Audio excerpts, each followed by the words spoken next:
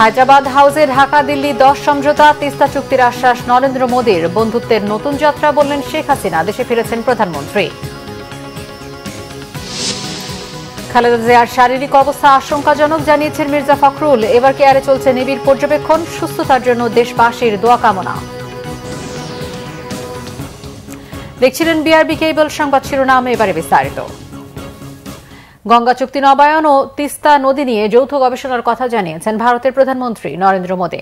বাংলাদেশকে ভারতের সবচেয়ে বড় উন্নয়ন অংশীদার উল্লেখ করে বাণিজ্য, জ্বালানি, বিদ্যুৎ, রেল, সড়ক, নৌ যোগাযোগ বৃদ্ধি, রোগীদের জন্য ই ভিসা, গ্রিন এবং ডিজিটাল ক্ষেত্রে দুদেশের পারস্পরিক সহযোগিতার কথা বলেন ভারতের প্রধানমন্ত্রী। বিকাশ ভারত 41 সালের মধ্যে উন্নত সমৃদ্ধ বাংলাদেশের লক্ষ্য অর্জনে একসাথে কাজ করার কথা বলেন ভারতের প্রধানমন্ত্রী। প্রধানমন্ত্রী শেখ হাসিনা বলেন, উন্নয়নের পথে বাংলাদেশ ভারতের নতুন যাত্রা শুরু হল। রোকনুজ্জামানের রিপোর্ট। ভারত সফরের দ্বিতীয় দিনে শনিবার রাষ্ট্রপতি ভবনে প্রধানমন্ত্রী শেখ হাসিনাকে আনুষ্ঠানিক অভ্যর্থনা জানান ভারতের প্রধানমন্ত্রী নরেন্দ্র মোদী। সেখানে প্রধানমন্ত্রীকে গার্ড অব অনার দেয় ভারতের সশস্ত্র বাহিনীর একটি চৌকস দল। দেয়া হয় লাল গালিচা সংবর্ধনা। এরপর নয়াদিল্লির হায়দ্রাবাদ হাউসে দুই শীর্ষ নেতার মধ্যে বৈঠক অনুষ্ঠিত হয়। দুই প্রধানমন্ত্রীর নেতৃত্বে দুই দেশের প্রতিনিধিরা দ্বিপাক্ষিক বৈঠকে অংশ নেন। 3টি বিষয়ে নবায়ন সহ নতুন 7টি বিষয়ে সমঝোতা স্মারক সই হয় দুদেশের মধ্যে। এরপর দুই প্রধানমন্ত্রী জয়েন্ট ব্রিফিংয়ে অংশ নেন। ভারতের প্রধানমন্ত্রী নরেন্দ্র মোদী বাংলাদেশকে সবচেয়ে বড় উন্নয়ন অংশীদার উল্লেখ করে গত 1 বছরে দুদেশের রেল, নৌ, বন্দর সংযোগের একাধিক গুরুত্বপূর্ণ সফল প্রকল্পের কথা স্মরণ করেন। আগামীতে নতুন নতুন ক্ষেত্রে দুদেশের পারস্পরিক সহযোগিতার কথাও জানান ভারতের প্রধানমন্ত্রী। আজ हमने नए क्षेत्रों में सहयोग के लिए फ्यूचरिस्टिक विजन तैयार किया है। Green partnership, digital partnership, blue economy, space जैसे अनेक क्षेत्रों में सहयोग पर बनी सहमति का लाभ दोनों देशों के युवाओं को मिलेगा। भारत बांग्लादेश मैत्री सैटेलाइट हमारे संबंधों को नई ऊंचाई देगी। हमने अपने फोकस में रखा है कनेक्टिविटी, कॉमर्स और कोलैबोरेशन। पिछले 10 वर्षों में हमने 1965 से पहले की कनेक्टिविटी को रिस्टोर कर दिया है। अब हम और अधिक डिजिटल और एनर्जी कनेक्टिविटी पर बल देंगे। इससे दोनों देशों की अर्थव्यवस्थाओं को गति मिलेगी। हमारे आर्थिक संबंधों को नई ऊंचाई पर ले जाने के लिए दोनों पक्ष सीपा पर बातचीत शुरू करने के लिए सहमत हैं। बांग्लादेश के सिराजगंज में एक इनलैंड कंटेनर डिपो के निर्माण के लिए भारत समर्थन देगा। फ्रेंड्स, 54 साझा नदियां भारत और बांग्लादेश को जोड़ती हैं। Flood management, early warning, drinking water projects पर हम सहयोग करते आए हैं। हमने 1996 के गंगा रिवर ट्रीटी के रिन्यूअल के लिए टेक्निकल स्तर पर बातचीत शुरू करने का निर्णय लिया है।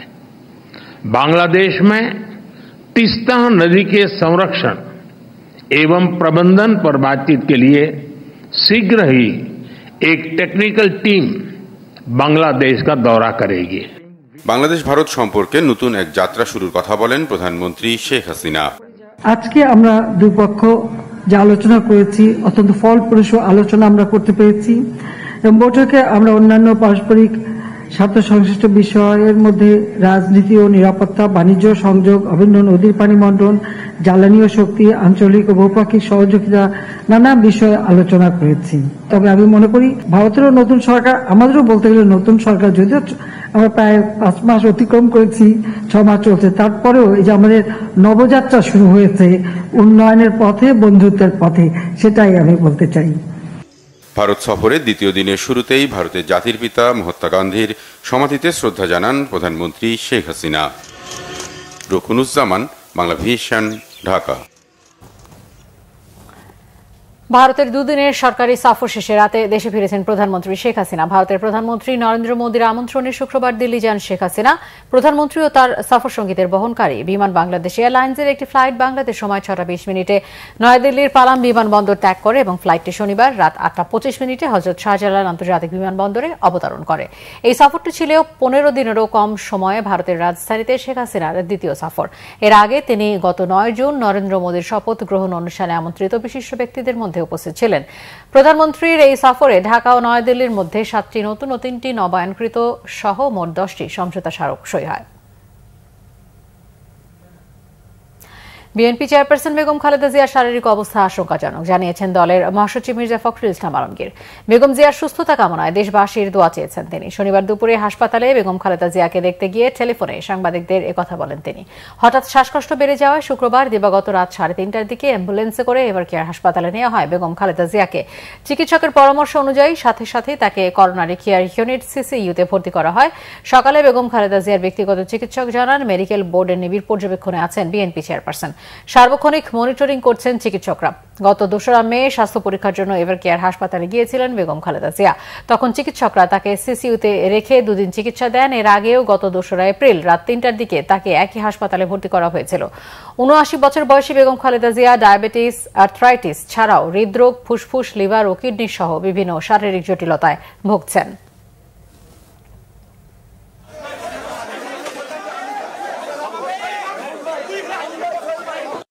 তার অবস্থা অত্যন্ত আশঙ্কাজনক এবং ডাক্তাররা ভেতরে কাউকে যেতে দিচ্ছেন না।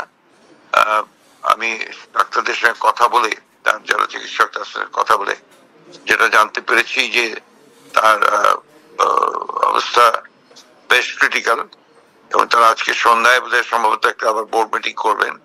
এই বোর্ড মিটিং করে তারা পরবর্তী যে করণীয় সেটা নির্ধারণ করবেন। এই যে জনগণ তারা যেন ম্যাডামের যেন সুস্থ হন, সেজন্য যেন দোয়া করেন, আল্লাহ তাআলার কাছে সেই দোয়া চান।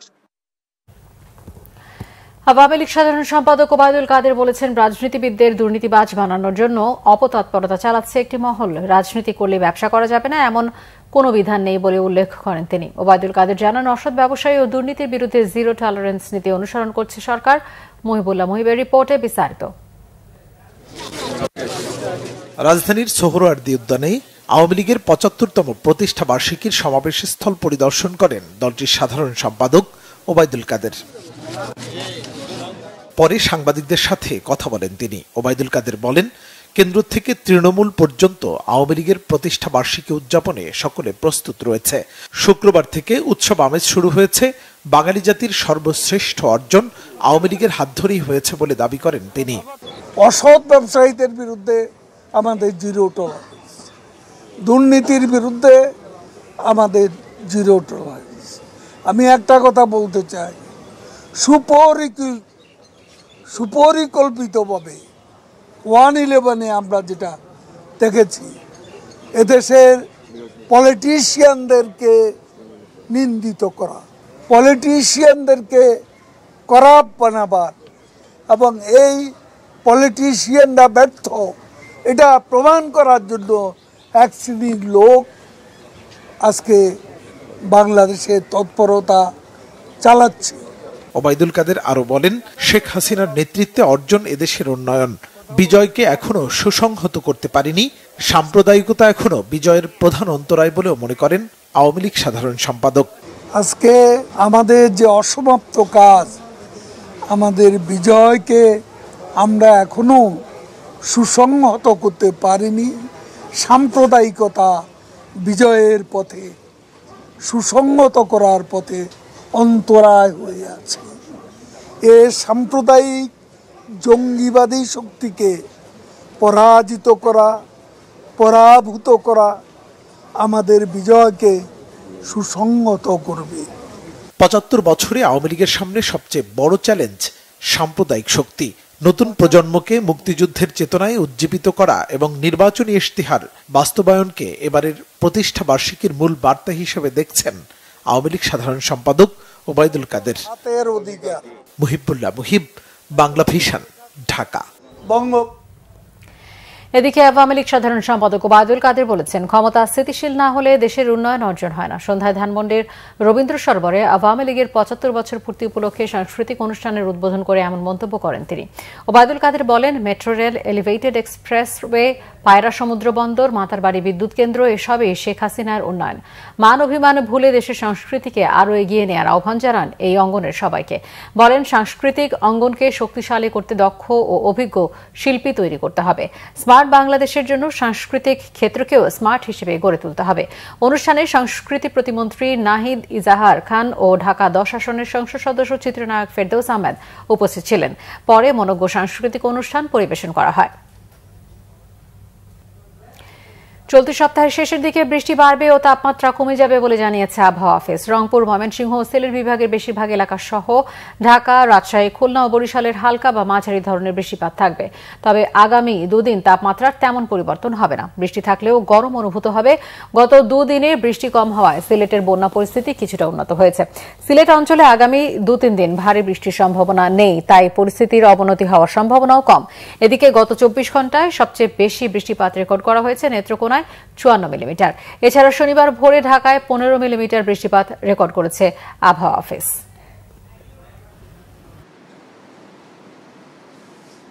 আগামী ২-৩ দিন দেশে উত্তর অঞ্চলে বৃষ্টিপাতের প্রবণতাটা বেশি থাকবে এবং ২৫ তারিখের পর থেকে সারা দেশে বৃষ্টিপাতের প্রবণতাটা বাড়বে এবং বৃষ্টিপাতের প্রবণতাটা যখন বাড়বে তখন দেশের পশ্চিমাঞ্চল অর্থাৎ খুলনা, রাজশাহী, ঢাকা বিভাগের অনেক জায়গাতেই দেখা যায় ভ্যাপসা গরমটা বেশি অনুভূত হচ্ছে। তখন বৃষ্টিপাতের প্রবণতাটা যখন বাড়বে সেক্ষেত্রে আপনার ভ্যাপসা গরমটা অনেকটা সহনীয় অবস্থায় আসবে। বৃষ্টিপাত কমে আসার তুলনায় সিলেটে কিন্তু বন্যা পরিস্থিতি কিন্তু উন্নতি দেখা যাচ্ছে আসলে এবং আগামী দিনগুলোতে আগামী ২-৩ দিন যেটা দেখা যাচ্ছে সেখানে সিলেটের অতি ভারী বৃষ্টিপাতের ওরকম সম্ভাবনা নেই। ২ দিন ধরে বৃষ্টি নেই সিলেট ও সুনামগঞ্জে। ধীর গতিতে নামছে বন্যার পানি। সার্বিক বন্যা পরিস্থিতির উন্নতি হচ্ছে, তবে পানিবন্দী কয়েক লাখ মানুষের দুর্ভোগ চরমে। সিলেটে বন্যা পরিস্থিতির উন্নতির সাথে সাথে জেগে উঠেছে ক্ষত। নগরীর রাস্তাঘাট ও বাড়িঘর থেকে পানি নামছে। সুরমা ও কুশিয়ারা সহ সকল নদীর পানি কমছে। আশ্রয় কেন্দ্র ছেড়ে যাওয়ার প্রস্তুতি নিচ্ছেন আশ্রিতরা। ত্রাণের আকুতি জানিয়েছেন তারা। এদিকে সুনামগঞ্জ শহরে এখনও অনেক মানুষের বসত ঘরে পানি আছে। টানা ৬ দিন পর সুরমার পানি বিপদসীমার নিচ দিয়ে বইছে। জাদুকাটা, কুশিয়ারা, খাসিয়ামারা ও বোলাইয়ের পানিও কমেছে। ধীরে ধীরে কমেছে হাওরের পানি। হাওর অঞ্চলের বসতভিটা ও গ্রামীণ সড়ক থেকে এখনো পানি নামেনি। জেলায় ৮ লাখ মানুষ পানিবন্দী। আশ্রয় কেন্দ্রে আছেন ২৪,০০০ দুর্গত। চরম দুর্ভোগে তারা। ভেসে গেছে পুকুর ও খামারের মাছ। সিলেটে বন্যা দুর্গত ৫৩০টি পরিবারের মাঝে নগদ অর্থ সহায়তা দিয়েছে জেলা বিএনপি। শনিবার দিনভর দক্ষিণ সুরমা উপজেলার দাউদপুর ইউনিয়নের ইন্নাতালিরপুর, মির্জানগর ও মানিকপুর এলাকায় সিলেট জেলা বিএনপির পক্ষ থেকে এসব ত্রাণ সহায়তা দেওয়া হয়। এ সময় জেলা বিএনপির সভাপতি আব্দুল কাইয়ুম চৌধুরী বলেন, পাহাড়ি ঢল আর বিরামহীন বৃষ্টিতে ভয়াবহ বন্যায় লাখ লাখ মানুষ পানিবন্দী। বলেন, বন্যা কবলিতদের অন্তত ৬ মাস খাদ্য সহায়তা দিয়ে পুনর্বাসন করতে হবে। পাশাপাশি সুরমা, কুশিয়ারা সহ সিলেটের সব নদ নদী খনন করতে হবে। এ সময় আরও উপস্থিত ছিলেন সিলেট জেলা বিএনপির সাধারণ সম্পাদক ইমরান আহমেদ চৌধুরী, যুগ্ম সম্পাদক তাজুল ইসলাম তাজুল ও কোহিনুর আহমেদ। হজের ফিরতি ফ্লাইটের দ্বিতীয় দিনে নিরাপদে ফিরছেন যাত্রীরা। শনিবার মোট ১০টি ফ্লাইটে হাজিদের দেশে ফেরার কথা রয়েছে। ফিরতি যাত্রীদের বেশিরভাগই হজ ব্যবস্থাপনা নিয়ে খুশি থাকলেও সৌদি আরবে বাড়ি ভাড়ার বিষয়ে অসন্তোষ জানিয়েছেন কেউ কেউ। মিরাজ হোসেন গাজীর রিপোর্ট। সামর্থ্যবান ধর্মপ্রাণ মুসলমানদের অনেকেরই ইচ্ছা থাকে জীবনের শেষ বয়সে হলেও যেন পবিত্র হজ পালন করতে পারেন। আর সেই পবিত্র বাসনা যখন পূর্ণতা পায় তখন নিজেকে সার্থক বলে মনে করেন তারা। আমার মনের বাঞ্ছা পূর্ণ হয়েছে। আমি এখন নিজে শুদ্ধ হব, আমার পরিবারকে শুদ্ধ করব, এলাকাকে শুদ্ধ করব। আলহামদুলিল্লাহ, ওখানে গিয়ে দেশের জন্য দোয়া করেছি, পিতামাতার জন্য, আত্মীয় স্বজনের জন্য, যারা যারা আমার কাছে দোয়া চেয়েছে তাদের সকলের জন্য দোয়া চেয়েছি। আমি আসলে আমার আব্বার বদলি হজ করেছি আর অবশ্যই সবার জন্য মাপ চেয়েছি। এবারের হজে এখন পর্যন্ত ৩৫ বাংলাদেশি মৃত্যুবরণ করেছেন সৌদি আরবের মাটিতে। হজ পালন শেষে নিজে সুস্থভাবে দেশের মাটিতে ফিরলেও মারা যাওয়া সহযাত্রীদের জন্য ভারাক্রান্ত কেউ কেউ। কোনো সমস্যা হয় নাই, ইনশাল্লাহ আমরা ভালোভাবে আমরা হজ করতে পারছি। অনেক হাজি হারাই গেছে, অনেক হাজি মারা গেছে। তবে একটা কি রৌদ্র, খুব রৌদ্র, প্রচণ্ড রোদ, জানেন রোদের জন্য অনেক হাজি মনে করেন হয়ে গেছে গা, মানে বয়স্ক লোক তো অনেকেই মানে দুর্বল হয়ে গেছে গা, অনেকে কি পড়ে গেছে গা, মারা গেছে। প্রতি বছরের হজে কিছু অব্যবস্থাপনা থাকলেও দেশে ফিরে এ নিয়ে খুব একটা অভিযোগ থাকে না হাজিদের। তবুও আগামীতে যেন একই ঘটনা না হয় সেদিকে সংশ্লিষ্টদের খেয়াল রাখার পরামর্শ অনেকের। নিয়ত করছিলাম আরো 23 সালে, কিন্তু টাকা অভাবে আমি যেতে পারি। তারপর আমি টাকা পয়সা জমি বিক্রি করলাম, বিক্রি করার পরে আমি 24 সালে গেছি। সরকার আমাদের কাছ থেকে যে পরিমাণ টাকা হজ হিসাবে নিয়েছে, বাড়ি মক্কার বাড়িগুলি কিছুটা দূরে হয়েছে এবং বাড়ির মান অতটা ভালো না, হোটেলের মানগুলা। গভর্নমেন্ট ইচ্ছা করলে আরো ভালো এবং কাছে বাড়ি, ভালো বাড়ি নিতে পারত। শুক্রবার থেকে শুরু হওয়া ফিরতি হজ ফ্লাইট চলবে 22 জুলাই পর্যন্ত। মিরাজ হোসেন গাজী, বাংলা ভিশন, ঢাকা। সেনাবাহিনী প্রধান জেনারেল এস.এম. শফিউদ্দিন আহমেদ ঢাকা সেনানিবাসে কর্মরত সামরিক কর্মকর্তা, জেসিও ও অন্যান্য পদবীর সেনা সদস্যদের উদ্দেশ্যে বিদায়ী দরবার গ্রহণ ও মত বিনিময় করেছেন। সকালে সেনাবাহিনী প্রধান তার বিদায়ী দরবারে প্রধানমন্ত্রীর প্রতি বিশেষ কৃতজ্ঞতা প্রকাশ করে বলেন, প্রধানমন্ত্রীর ঐকান্তিক প্রচেষ্টায় বাংলাদেশ সেনাবাহিনী আজ একটি আধুনিক এবং চৌকস বাহিনী হিসেবে বিশ্বের দরবারে মাথা উঁচু করে দাঁড়িয়েছে। সেনাপ্রধানের দায়িত্ব পালনের সময় সর্বাত্মক সহযোগিতা করার জন্য সংশ্লিষ্ট সকলের প্রতি আন্তরিক ধন্যবাদ ও কৃতজ্ঞতা ব্যক্ত করেন শফিউদ্দিন আহমেদ। দরবারে ঢাকা সেনানিবাসে কর্মরত জ্যেষ্ঠ সামরিক কর্মকর্তাগণ সহ অন্যান্য কর্মকর্তাগণ, জেসিও ও অন্যান্য পদবীর সেনা সদস্যগণ উপস্থিত ছিলেন। এটা একটা যে কোনো একজন এত বছর ধরে মাননীয় প্রধানমন্ত্রীর প্রতিও আমার আন্তরিক কৃতজ্ঞতা জানাতে চাই, যিনি আমার প্রতি আস্থা রেখে বাংলাদেশ সেনাবাহিনী, যেটা গৌরবময় মুক্তিযুদ্ধের ভিতর দিয়ে জন্ম লাভ করেছে, সেটার নেতৃত্ব দেওয়ার সৌভাগ্য উনি দিয়েছিলেন। তার পরবর্তীতেও তিনি আমাকে সর্বপ্রকার পৃষ্ঠপোষকতা, সহযোগিতা এবং প্রয়োজনীয় দিক নির্দেশনা দিয়ে গেছেন, যাতে করে বাংলাদেশ সেনাবাহিনীর আধুনিকায়ন হয়, উন্নয়ন হয় এবং আমরা আমাদের ফোর্সেস গোল 2030 অর্জন করতে পারি। চামড়ার দাম না পেয়ে হতাশ দিনাজপুরের মৌসুমী ব্যবসায়ীরা। তাদের অভিযোগ, সিন্ডিকেট করে কম দামে চামড়া কিনছেন আড়তদাররা। অভিযোগ অস্বীকার করে আড়তদাররা বলেছেন, চামড়ার মান ভালো হলে ভালো দাম দিয়ে কিনছেন তারা। দিনাজপুর থেকে সুব্রত মজুমদার, ডলারের তথ্যচিত্রে, ডেস্ক রিপোর্ট। দাম না পেয়ে চরম হতাশ দিনাজপুরের মৌসুমী চামড়া ব্যবসায়ীরা। বলছেন, পাড়া মহল্লা থেকে বেশি দামে চামড়া কিনে ব্যাপক ক্ষতির মুখে পড়েছেন তারা। এবারও ছাগলের চামড়া কিনছেন না আড়তদাররা, গরুর চামড়ার দামও কম দিচ্ছেন তারা। এতে চামড়া নিয়ে অনিশ্চয়তায় মৌসুমী ব্যবসায়ীরা। তাদের অভিযোগ, সিন্ডিকেট করে সরকারের বেঁধে দেয়া দামের চেয়ে কম দিচ্ছেন আড়তদাররা। গ্রামে 500 টাকা 600 টাকা কিনে এখানে আরো কম দামে বিক্রি করতেছি। কিনে আছে 550, বলছে 500, 500, 600, 400, 300, 200, যেমন চামড়া তেমন দাম। খরিদ্দার বা দেখবো যে যারা কিনবে সেই ব্যক্তিগুলো দেখি নাই। এখন মাল কিনে বসে আছে, কোনো মাহাজন নাই, মাল দেখেও না। একটা খাসির চামড়া 300, 350, 200, 250 পর্যন্ত বেচছি। সেই খাসির চামড়া, গোটা খাসির চামড়াগুলো ফেলে দিতে হচ্ছে আমাদেরকে। মৌসুমী ব্যবসায়ীদের অভিযোগ মানতে চান না আড়তদাররা। তারা বলছেন, ভালো মানের চামড়া 800 থেকে 900 টাকায় কিনছেন তারা। কাটা যদি হয় সেই মালটা হচ্ছে কম দাম, 250-300 টাকা। আর যেটা ভালো মাল, আড়িয়ার মাল, সারের মাল, এগুলো বিক্রি হচ্ছে 700, 800, 900 এইভাবে বিক্রি হচ্ছে। ছাগল কিনে তো মানুষ পাগল হয়ে যাচ্ছে, কারণ ছাগলের দাম তো ঢাকায় নাই। লবণ ও প্রক্রিয়াকরণ সহ খরচ বেড়ে যাওয়ায় চামড়ার দাম কমেছে বলে মনে করেন অনেক ব্যবসায়ী। Bangla vision news desk. The university press লিমিটেডের প্রতিষ্ঠাতা প্রকাশক এমেরিটাস মহিউদ্দিন আহমেদের তৃতীয় মৃত্যুবার্ষিকী উপলক্ষে স্মরণ সভা হয়েছে রাজধানীতে। বিকেলে ফার্ম গেটে ইউপিএল কেন্দ্রীয় কার্যালয় চত্বরে এই সভায় প্রকাশক মহিউদ্দিন আহমেদের কর্মজীবন ও অবদান শ্রদ্ধার সাথে স্মরণ করেন বক্তারা। পরিবারের সদস্য সহ স্মরণ সভায় উপস্থিত ছিলেন মহিউদ্দিন আহমেদের সহকর্মী, লেখক, প্রকাশক, সাহিত্যিক, বিশ্ববিদ্যালয়ের শিক্ষক, গবেষক ও পাঠকরা। বক্তব্য রাখেন সাহিত্য প্রকাশক এবং মুক্তিযুদ্ধ জাদুঘরের ট্রাস্টি মফিদুল হক, ইউপিএল এর সাবেক উপদেষ্টা বদিউদ্দিন নজির, সংস্কৃতি বিষয়ক মন্ত্রণালয়ের সচিব খলিল আহমেদ, বেঙ্গল পাবলিকেশনসের ব্যবস্থাপনা পরিচালক ও বেঙ্গল ফাউন্ডেশনের মহাপরিচালক লুভা নাহিদ চৌধুরী, ব্র্যাক বিশ্ববিদ্যালয়ের ট্রাস্টি লেখক সালাদিন ইমাম, জাতীয় গ্রন্থ কেন্দ্রের পরিচালক মিনার মনসুর, লেখক অধ্যাপক শুভাগত চৌধুরী সহ বিশিষ্টজনেরা।